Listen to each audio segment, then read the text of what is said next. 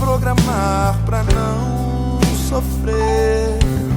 Será que todos se esqueceram que o amanhã não cabe a nós, se ele já está nas mãos de Deus? Só me resta descansar, pois Deus ainda no controle está.